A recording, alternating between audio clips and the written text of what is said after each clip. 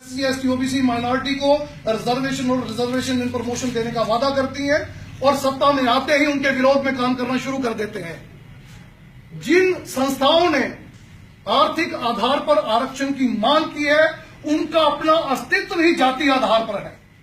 डोगरा ब्राह्मण प्रतिनिधि सभा ब्राह्मण होने की वजह से आप उसके सदस्य बन सकते हैं।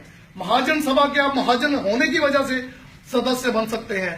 राजपूत, अग्रवाल और जैन भी आप उस कुल में, उस खानदान में जन्म लेने की वजह से बनते हैं जो इन सेक्ट्स को बिलोंग करते हों।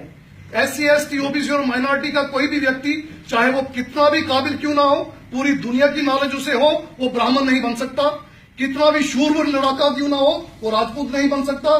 सबसे ज्यादा अमीर क्यों ना हो, दुनिया का सबसे रईस क्यों ना हो, वो महाजन या अग्रवाल नहीं हो सकता।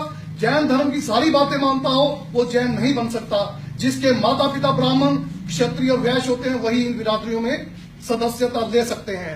जब इन सभाओं का आधार जातीय है तो मैं ये पूछना चाहता हूं किस आधार पर वो हमारी जाति आधारित डिस्क्रिमिनेशन के बेस पे मिली हुई रिजर्वेशन को, आरक्षण को चैलेंज करते हैं।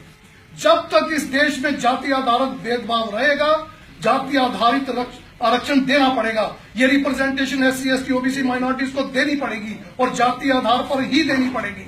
अगर ये लोग जाति आधारित आरक्षण खत्म करना चाहते हैं तो मैं इनका स्वागत करता हूं।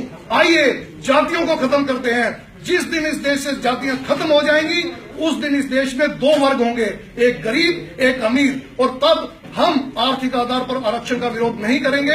आर्थिक आधार पर आरक्षण की हम भी आपके साथ मिलकर मांग करेंगे और जाति आधार आरक्षण को हम खत्म करेंगे।